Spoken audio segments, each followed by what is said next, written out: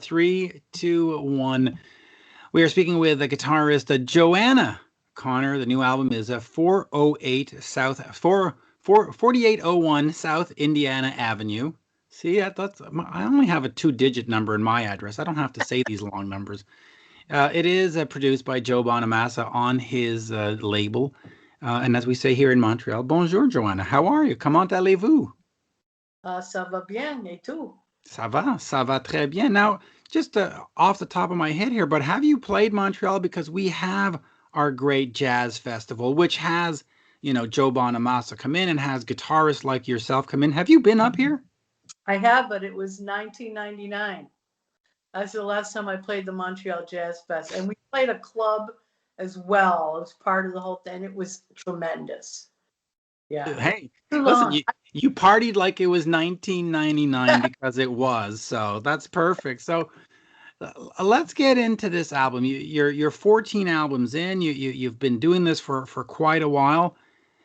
In terms of musically and approaching it, do you try on every album to sort of create something new and say something different, or are you more like in that AC/DC kind of vein where you just say, "Hey, listen, this is who I am. This is what I do. Here's 10 more songs. Now go enjoy it." What's your sort of creative view on that? Well, I am totally not like AC/DC. I am every album I've done, it reflects the time period of my life. And I can definitely hear huge differences from album to album. Um, yeah, so it reflects my personal journey, and I just put out what I feel is, inside of me, and with some parameters, excuse me. But this is a very new experience with this record because it was really a hands-on uh, baby of Joe Bonamassa. So it was a different approach, but a wonderful one, I must All say. right, listen, I'll be honest. I wasn't going to go with the easy question, the questions that write themselves. But since we're here, let's talk about Joe. In terms of hands-on, what do you mean? Do you mean that he comes in and he's the producer and he tells you this part goes here and this part goes there and walk this way? What does that mean, hands-on in this case? It meant everything. So he Okay. he said from the get-go, he's like, I hope you would trust me because I have a vision for you. I have an idea what I want to do. Or didn't he say I have an idea? He said, I know what I want to do. He was very emphatic. And do you trust me? And I'm like, sure, I'll trust you. You have a good track record in many ways. So he chose the material. I mean, he asked my opinion. He wasn't just saying, you're doing this, but he chose the material. He chose the musicians. He chose the studio. He did the arrangements. And yeah, I mean, it was like he just laid it out for me. He's like, I want you to come in like the queen you are, play your lead guitar and sing, and don't worry about anything else. And usually I was doing everything, even with when I worked for other record companies. I was producing or co-producing. I was playing all the guitar parts, etc., writing the songs or choosing the songs. So this was a new experience for me. But it was, at first I was hesitant, like, well, what if it doesn't? I mean, I was definitely going to do it, but I'm like, what Right. if it don't? What if we don't mesh, or what if it's awkward, or what if it's intimidating, or whatever? But it was really just one of those moments in life where everything clicked, and it was just a beautiful experience. But talk to me about that creative vision because, an artist comes in and says, "This is my art. This is what I do." Hmm. Uh, and in a sense, it almost sounds like you were a vessel for Joe. So, do you give yourself to that thing, or do you say, is there that reticence of, hey, I still got to be me? Like, did you have Right. that inner discussion, that inner struggle? Well, I mean, that has happened before with a producer where he had me sing certain ways and play certain ways, his vision, and it didn't feel comfortable to me, even though they were my songs I had written and stuff. This time, I think Joe really, maybe because he's a musician as well, like a serious musician, he understands the whole music process, and he kind of really analyzed me. So it wasn't like he was trying to capture the best moments of myself. So that made it different. But also, I've always told people songwriting. I think I've written some good songs. My favorite thing to do, my strongest thing to do, is play my guitar, and then sing. And so for me to walk into a situation where the band is kicking and I can wail and sing on top of some great tracks, that's great to me. That is who I am. I'm like an improv. I'm a musician that is an improviser. So all the big studio things, the big songwriting, that's not me. I'm not Bob Dylan or whoever. It's Well, not. Or even my son. My son's he writes. He's written 5,000 songs already. wow. He loves to write, and he's a producer. He's into hip hop and that thing, but he does that all the time. That's his creative thing. With me, it's really about the playing. So I felt that was definitely me, but it was a lot more focused. And Right. some of my records are all over the map with musical style. So Well, all right, now I'll get into musical style, and of course, when Joe Bonamassa is steering the ship, I mean, listen, his track record is undeniable. When yeah, he gives you a little nudge and says maybe you should try this, and you look at his, and you go, yeah, I think he might know. you know, it's no, it's I have a couple of friends in this whole rock world of journalism, and I got one that's a radio DJ, and one that's just guy, sits at home on the couch. And every so often, I go to the radio DJ and I go, "What are you saying?" And I go, "I think I'm going to listen to him. I think he knows better." But mm, you've talked about in fact, you talked with a friend of mine named Richard Beanstalk. You talked about how the guitar is the most expressive instrument, and I want to talk about that and explore that a little bit because as just a fan, I'm not a guitarist, I'm not a drummer, I'm just the guy who talks about the guy who plays the guitar. I've always thought that a guitar solo needs to be singable. I can sit here and I can sing you Walk This Way. I can go do do do do.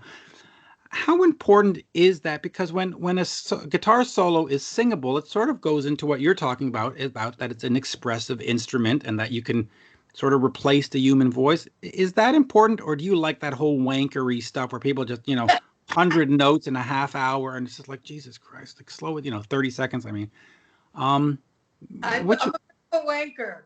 oh, you're a wanker. The bumblebee. No, but are Yeah. you but do you think it's important that guitar solos and the guitar has sort of a voice to it and be singable, or should it just be just a wall of notes and here you go?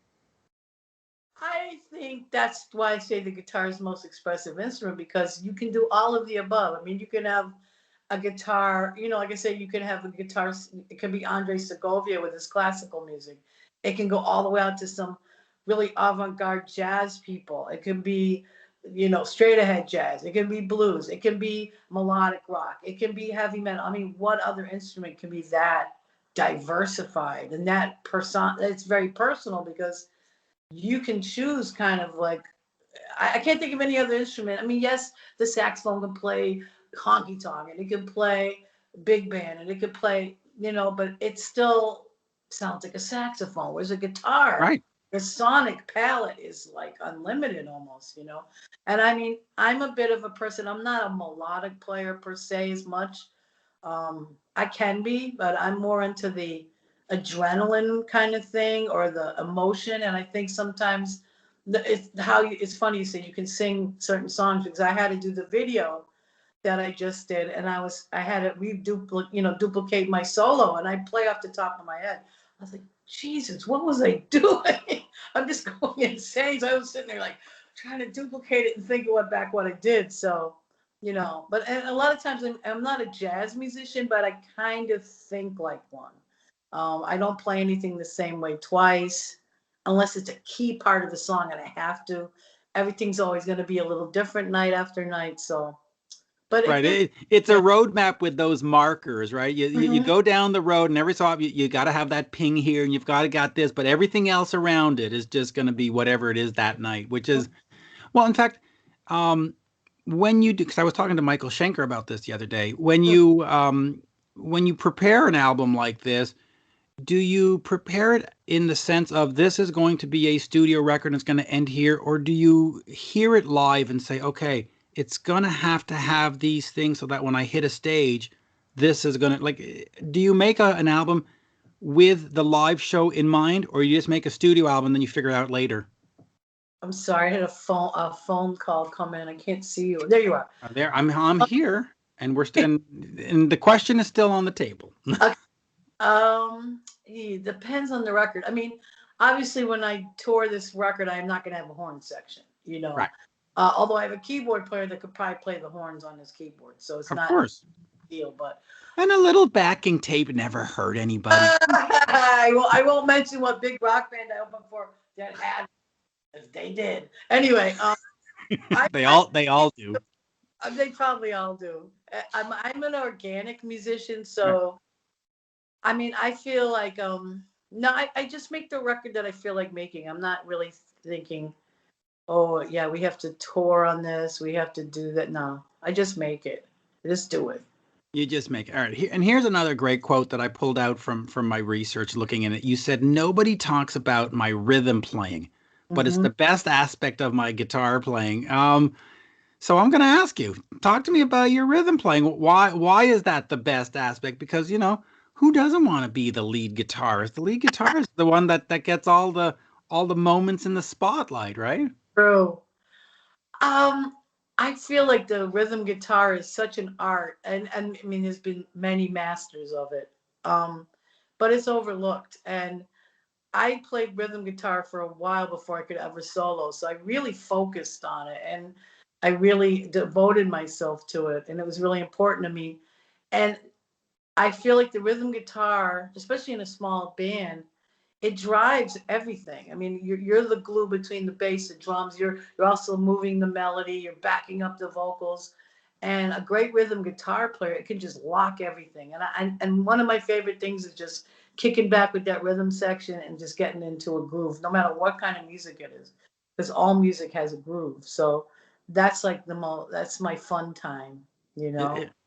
Well, hey, listen, it works, and of course, you think of some of the great rhythm players over the years, including Malcolm Young and stuff. And it's just like, yeah, can't have that music without him. Oh, It's um.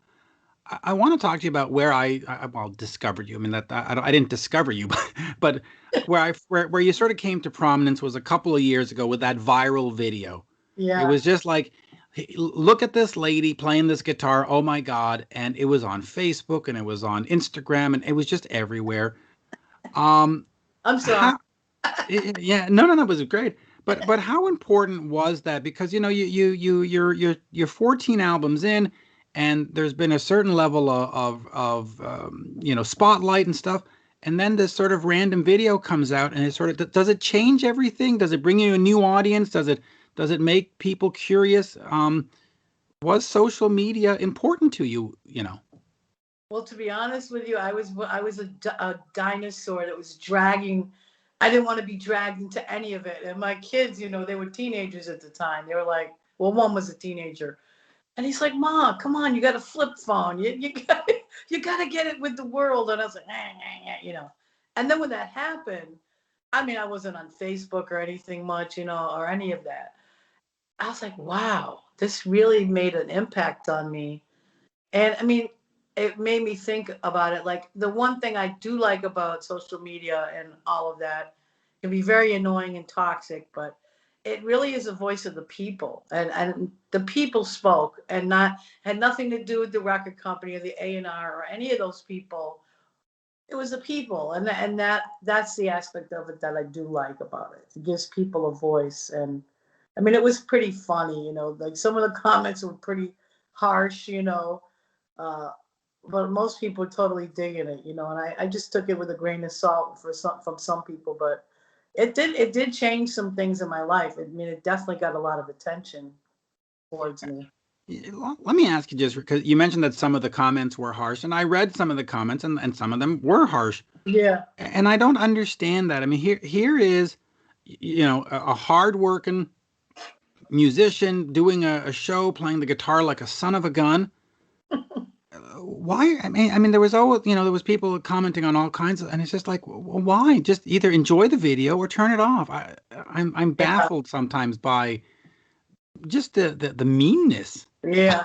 of social media. Yeah. Uh, but does a video like that though have a career impact or a financial impact where you can it's not palpable, but where you can sort of say, because of that I got this gig, because of that Joe Bonamassa phoned me, because like did it translate into a career? Yeah. Yes, it did. I mean, one video, I had a couple. So one video got me a gig with a Russian billionaire Hey, uh, I'd like to meet a Russian billionaire. Listen, at a come on. castle in Spain for a birthday party, which is very nice. And then that was actually going to go into a tour of Russia this year, well, past year, 2020. It didn't happen, obviously. And then I had a lot of guitar magazines or whatever from the video, and then I got a Gibson deal through one of the videos because of Tracii Guns, who hooked me up with Gibson. And then I had Tracii from LA Guns hooked you up yes, with a. Oh, hold on. Back up the truck. Hold on. Hold on. How did Tracii? How do you know Tracii, and how did Tracii and LA Guns get involved in this? I did not know Tracii, and then Wow. Okay. he retweeted my video and just said these amazing things, and I'm looking at it like, that's that guy. And then I reached out to him, I messaged him, and he was so nice. He messaged me back, and we talked like we're like friends on social media. And actually, I was supposed to open up for his band, but it didn't quite work out. But he told his manager in Vegas, like, I want her on a show. But he said to me, do you have any guitar deals, blah blah blah? Would you like to be hooked up with Gibson? I'm like, yeah. And because he saw me with the Les Paul, and like literally within a week, Gibson was like right on board. And then I did the NAMM show, and yeah, he's like a fan. And like every now and then I'll put some out, he'll put it out there, and he just seems like a really sweet guy. That's certainly kind of cool. Yeah, It, especially given the fact that it's two different sort of worlds. I mean, yeah, the sleaze glam '80s rock guy, yeah. and what you're doing. That's kind of cool. I know. Yeah. All Yeah. right. Moving forward, once this album comes out, because now we're in this, of course, this pandemic time where things are shut down and so on and so forth. How do you promote this? How do you get it out there, knowing that the machine can't rev up the way the machine is supposed to rev up? Well, originally, we did the record before the pandemic, right before it hit. We didn't know this was going to happen, obviously. Beginning, like we did it the first few days of February of 2020, and it was supposed to be out in June, and I had all these gigs and blah blah blah, and then everything happened, and then we were sitting on it. He's like, I don't want to release a record now. I was like, I agree. And then finally he's like, you know what, the hell with it. We're gonna put it out there because we can't. It'll be almost a year, and we can't just sit on this. So, strange times call for strange measure or whatever. So we're gonna just do the best we can, and we're all kind of in a holding pattern, trying to figure out will there be gigs soon. I mean, I have nothing. I have a wedding in May. I have like no gigs, so but everybody's kind of waiting. They're all so that's what's happening. But we're gonna, do interviews and reviews and videos. We have 2 more videos to come out, so we're just gonna do the best we can. But at least make some noise with it. Yeah, well, I'm certainly going to try to help with that. And In terms of what do you do with the career? You said a holding pattern, but do you just start thinking about writing the next record and maybe have 2 records out before the next tour? I mean, I know it sounds counterproductive to not, but we're in strange times. Some of us are going to have to tour on 2 records rather than one. Or do you just say, no, I'm just going to wait? Where do you see yourself? I'm just gonna wait. I'm gonna let this record build momentum anyway. I think it will take 6, 7 months maybe till it really hits everywhere around the world. And I'm gonna wait and see what happens. And right now I'm teaching guitar online. That's what I'm doing every day. And I'm staying in touch with my band. I think we're gonna probably do like a big virtual concert, something online, like to premiere the record. We haven't really discussed it with Joe yet, but I'm thinking that's just gonna have to happen. Oh, I'll text him later and tell him no. Just kidding. But in terms of the sound, I put it on. I hear the first track, and I'm like, oh, there's a lot more rock and roll to this.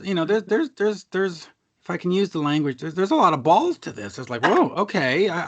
They said, oh, a blues record. I'm expecting a certain vibe and a certain ambiance, and it grabs you. Um, Talk to me about that, because I would maybe wrongly not consider it a traditional blues I consider it, there's meat on those bones. Is that the sound you're going for? Is that, you want to just be different? Well, it's the only way I can make a record anyway. I can't dial it down to maybe what's quote unquote a blues record. But if I used to see blues bands all the time growing up, and when you saw James Cotton, when you saw Albert Collins, when you saw Sun Seals, they were kicking ass. I mean, the music was not, dun, dun, dun. It was fiery, it was powerful, it was loud, it was funky, and that's why I moved to Chicago anyway, because that appealed to me. And it wasn't like everybody's like, oh, Austin's where it's happening, and I was like, yeah, Austin has some good things, but I was more into that Chicago fiery sound. So to me, it's not really a departure from what I remember, what still goes on, but there's definitely a rock energy to it. There's no doubt about it. But the best, in my opinion, the best blues stuff, when you see it live, it's gonna hit you like that. It's nothing subtle about it. It's gonna knock you over some kind of way, Hmm. you know. Well, that's the way it should be. And here I'll ask you the unfair question. Mhm. How do you rate and rank Joe Bonamassa, a guitar god, or you know? Oh God, coming from a guitar player's standpoint, I can hear what guitar player ears. He's a motherfucker. I'm just gonna say it like that. I mean, when he sat there, I was scared to death to go and record with him. Like, geez, I gotta sit there in front of him. This guy's like freaking amazing. It was intimidating. I'm like, shh, okay, you're gonna be all right, and it was all right because he put me at ease. But that guy, and I mean, I was privileged. I got to sit there and listen to him play acoustic and pick up different guitars, just figuring things out. I'm like, this man's hands are wow, something special. Never mind all the gear, just his hands. No, he's a guitar god, He's legit. a guitar. I agree. I'm not gonna dispute that. And here, and since we talked about before, it's personal and the voice and the instrument. Um, you talked about saxophone and trumpet. The one thing that they all share is, it's just some guy that puts air through it and it sort of sounds. But with the guitar, it's the fingers. It's all about the fingers, Mhm. right? That's why no guitarist can sound the same. Just talk to me a little bit about that in terms of, the way you bend the notes, the way just talk to me about the fact that nobody can do what you do because they don't got Joanna's fingers. It's true. Yeah. It's funny to me when you do sometimes hear people that sound alike, like they've worked really hard to imitate that other human, because and some people do that. Like they sit there and copy everything about their sound and everything, but no, it's in your hands, and for sure. Like I even asked Joe, I go, what's the secret to your sound? He's like, it's my hands. It's the way I touch the guitar and stuff. So yeah, I think there's, especially the really good players, they just have a certain stamp they put on it.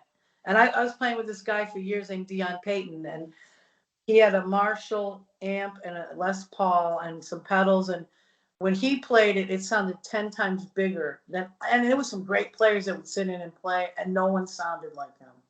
It was like proof to me, like, yeah, that's why people say, well, what do you recommend for equipment? What do you recommend for a guitar? I'm like, you got to figure that out because everybody's different. Yeah, and it's all about the fingers and the sound you're going for. I mean, I my example for that is always Tony Iommi of Black Sabbath, because Mm-hmm. he cut his finger and he's got that little sort of thimble on his hand. Doesn't matter how much you're going to copy that, unless you're willing to cut off your finger and put a thimble on your hand. You're just never going to be Tony. You just No, it's not going to happen. fine art. I mean, look at him with the two fingers. Yeah, So, yeah. yeah. On that, I will say, as we say in Montreal, merci beaucoup. And I'll remind everybody, 4801 South Indiana Avenue is the new album by Joanna Connor. I was going to say O'Connor for some reason, but Uh, yeah, I probably think was on a pro- time. probably watching too much. What was that show? All in the Family back Yeah. in the day. That's. But as we say here, merci beaucoup. Absolute delight. Thank you Hey, so much. thanks for having me. Merci bien. See you soon. Cheers. We'll see you on the road, hopefully. Bye I bye. hope. There we go. Good. Let me